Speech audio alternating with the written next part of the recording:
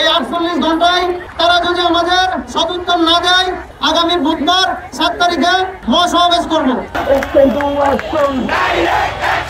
আমরা এইচএসসি পরীক্ষা দেওয়ার পরে 6 মাস ভর্তি কোচিং করার পরে হচ্ছে ভর্তি পরীক্ষা দেয়, দেন হচ্ছে পাস করার পরে 3 বছর ডিপ্লোমা করতে হয়। কিন্তু 3 বছর ডিপ্লোমা করার পরেও আমাদের এইচএসসি সমমান সার্টিফিকেট দেওয়া হয়। আর অন্যদিকে হচ্ছে আমাদের পাসটা হচ্ছে 60 মার্কের, সেখানে 59 যদি আমরা পাই তাও আমাদের ফেল দেওয়া হয়। ওই দিন আমাদের ভাইয়ারা আপুরা ওনাদের গায়ে হাত তোলা হয়েছে, ওনাদের গায়ে হাত তোলার পরেও তাও ওনারা আমাদের বিন্দুমাত্র কোনো খোঁজ খবর নিতে আসে নাই যে আমাদের কি অবস্থা। এসএসসি পাস করে 3 বছর ডিপ্লোমা করে তারপর 6 মাস ইন্টার্নশিপ করে আমাদের একটা সার্টিফিকেট দেওয়া যায়। সার্টিফিকেটের মান থাকে আমাদের এসএসসি সমান। আমরা এর আগে 6 মাস আগে আমরা আপনাদের মন্ত্রণালয় ফেরত দিয়েছি, তো সেখানে আমাদের 3 মাস সময় দিয়েছে। 3 মাসের জায়গায় আজকে 6 মাস, তারপরে কোনো সিদ্ধান্ত নেই। আপনাদের কি কি সুবিধা হয়? আমাদের শিক্ষার্থীদের সুবিধা হবে আমরা সরাসরি ডিগ্রি নিয়ে মাস্টার্স করতে পারবো।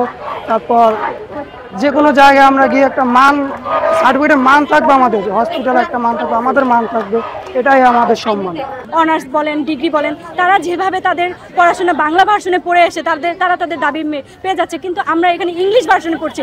60 মার্ক পেয়ে আমাদের পাস করতে হয়, 1 নাম্বার কম পেলে আমরা পাস করতে পারি না। আমাদের এত স্ট্রাগল, তারপরে কেন আমরা এসএসসি সমমান থাকবো?